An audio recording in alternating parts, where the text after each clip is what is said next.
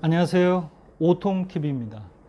오늘은 우리나라 면적의 63.7%를 차지하는 임야를 투자하는 방법과 투자 전략에 대해서 이야기를 나누도록 하겠습니다. 오늘 임야 투자 전략 중 임야가 좀 광범위한데요. 오늘 이 시간은 폭넓은 얘기를 하기보다 가장 좀 핵심적인 얘기를 나눌까 합니다.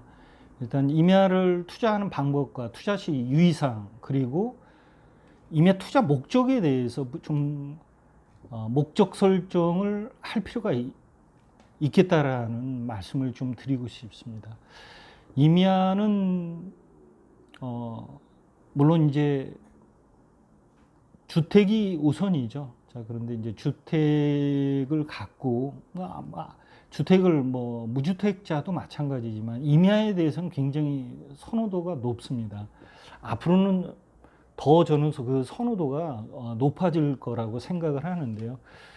일단은 큰 맥락에서 임야 투자할 때 좀 유의사항을 가장 제일 좀 주의해야 될 사항을 먼저 좀 꼽고서 목적에 대해서 좀 얘기를 나누도록 하겠습니다. 자, 임야 투자하는데 다른 투자는 실은 그것까지 알고서 투자하는 분들은 많지 않겠죠. 물론 이미 더 광범위한 지식을 갖고 부동산 투자하시는 분들도 많이 있겠지만 적어도 임야를 투자하시면서 용도 지역은 알고서 투자를 하실 필요가 있습니다. 내가 그걸 일일이 다 공부할 필요는 없겠죠. 다른 사람이 도움을 받아서라도 용도 지역이 뭔지, 왜? 임야는 용도 지역에 따라서 행위 자체가 많이 차이가 납니다. 그런데 내가 생각하는, 내가 목적하는 바하고 다른 용도 지역의 임야를 만약 매수를 한다면 그 목적하는 바를 달성할 수가 없어요. 그럼 조심해야 되겠죠. 자, 그러면 이제 용도 지역. 이 부분에서는 따로 또 말씀을 드리겠지만 일단은 내 목적과 맞는 용도 지역을 찾아야 된다라는 거고요. 좀 임야를 매수하시면서 좀 피해야 될 부분 중에 공익용 산지는 그냥 쳐다보지 마세요. 물론 공익용 산지도 분명히 용도가 있습니다. 하지만 일반인이 투자해가지고 그거를 어떤 행위를 한다? 거의 일반적인 행위는 할 수 없습니다. 공익적인 목적 이외에는 할 수 없으니까 일반인들은 공익용 산지는 그냥 구경하는 곳이라고 생각하시면 좋을 것 같아요. 그 다음에 맹지입니다. 이게 물론 이제 맹지를 투자해 가지고 좀 장기적으로 본다면 맹지 싸죠. 왜? 수요가 많지 않으니까요. 자, 근데 싼 맹지에 임야를 사서 농지도 마찬가지고요. 장기적으로 간다면 어차피 어떤 지역, 어떤 입지에 따라서 그게 항상 영원히 맹지인 땅은 그렇게 많지 않습니다. 자, 그런 걸 또 볼 수가 있어야 되겠죠. 향후에 어떤 개발 계획이라든지 그런 게 있다면 맹지를 매수하는 것도 괜찮지만 일반적으로 맹지는 접근 안 하시는 게 좋을 것 같습니다. 자, 그리고 진입로에 대해서 조금 고민하실 필요가 있어요. 그리고 이게 임야라는 게 특성이 분명히 가서 답사를 가서 볼 때는 분명히 난 도로가 있었는데라고, 그게 현황상 도로일 뿐이지 지적상 도로가 아닐 수 있습니다. 그런데 그것도 목적에 따라서 좀 달라질 수는 있겠죠. 나는 가서 그냥 예를 들어 잠깐 캠핑을 하고 온다든지 계곡물이 있어서 발을 담그고 온다든지 그러는다면 상관없습니다. 전혀 상관없습니다. 차만 들어가면 될 테니까요. 자, 그런데 거기서 건축 행위를 한다든지 어떤 행위를 했을 때는 진입로가 반드시 있어야 됩니다. 그 진입로도 현황상 도로가 아니라 지적상 도로. 물론 여기서도 약간 예외 사항이 있습니다. 근데 그 예외 사항까지 다 파악을 하시고서 투자를 한다라는 건 일반인한테는 어렵습니다. 그러니까 그런 부분에 대해서는 좀 전문가의 도움을 받으실 필요가 있을 것 같고요. 일반적으로는 진입로를 좀 고민을 해야 되거나 맹지는 좀 피하고 이렇게 좀 아웃라인을 좀 잡으셨으면 좋겠습니다. 자, 그리고 저는 이 부분을 좀 중요하게 생각하는데요. 경사도를 꼭 좀 확인을 했으면 좋겠습니다.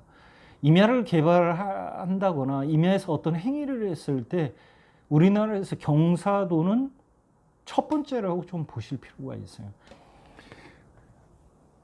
아무리 좋은 산이 있어도 만약 앞서서 얘기한 뭐 잠깐 다니러 오는 건 좋습니다. 그런데 내가 예를 들어 뭐 주택, 뭐 펜션은 아니더라도 산에다가 뭐 집을 짓는다든지 예를 들어 산림경영사 관리사를 뭐 짓는다든지 했을 때 어떤 행위를 하든 뭐 벌채도 그렇습니다. 뭐 벌채도 마찬가지고 어떤 개발 행위를 했을 때 가장 첫 번째 봐야 될 게 바로 경사도입니다. 경사도 보통 평균 25도를 얘기하는데 이거는 또 지자체에 따라 또 다른 부분이니까요. 항상 확인하실 때 경사도 꼭 확인하셔가지고 매수를 하시기 바랍니다. 자, 그리고 오늘의 실질적인 주제는 투자 목적에 따라서 투자 전략이 따로 있다라는 얘기입니다. 자, 그러면 저는 세 가지 방향으로 조금 여러분들에게 좀 알려드리도록 하겠습니다.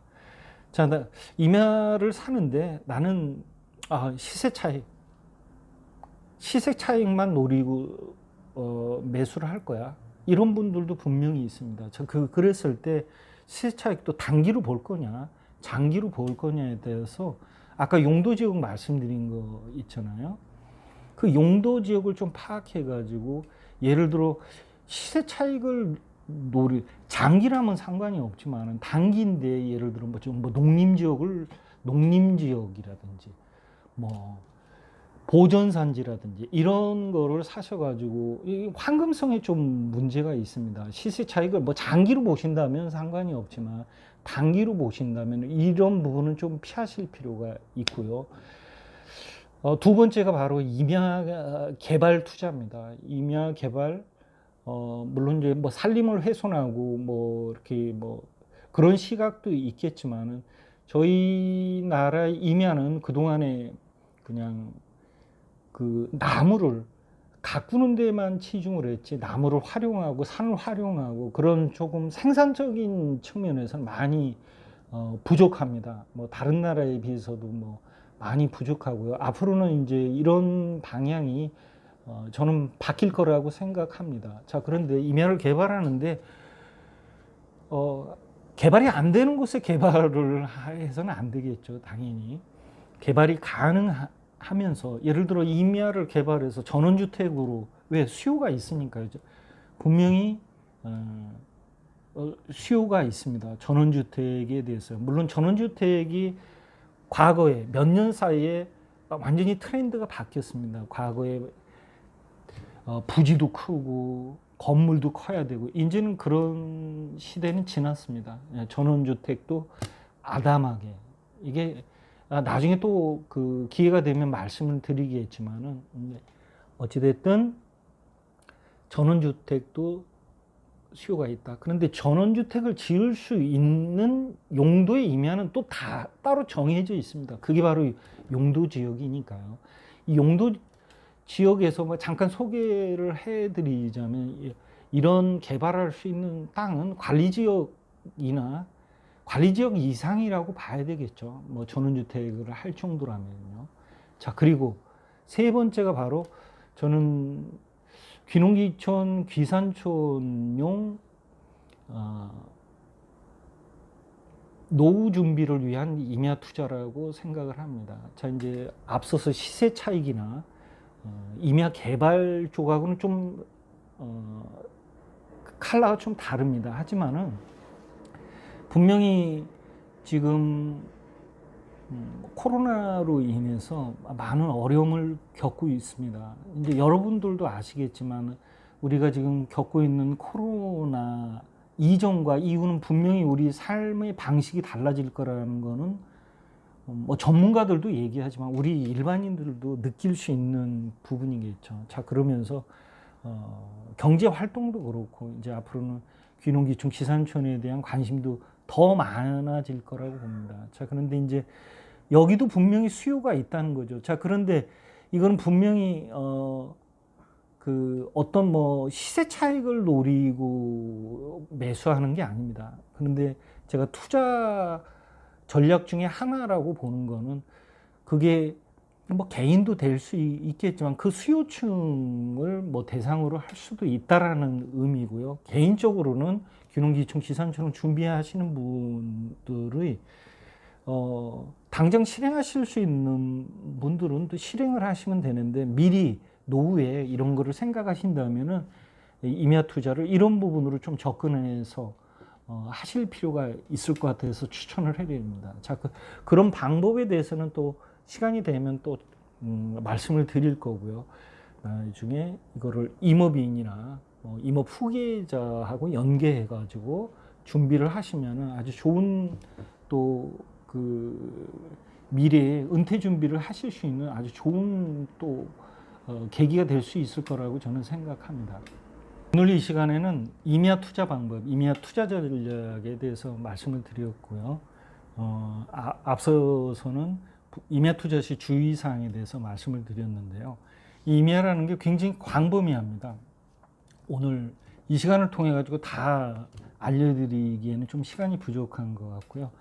오늘 말씀드렸던 거하고 관련된 그리고 또 임야를 뭐 투자할 때 방법이라든지 또 더 필요한 부분이 또 많이 있을 겁니다. 그거에 대해서는 별도의 시간으로 찾아뵙도록 하겠습니다. 감사합니다.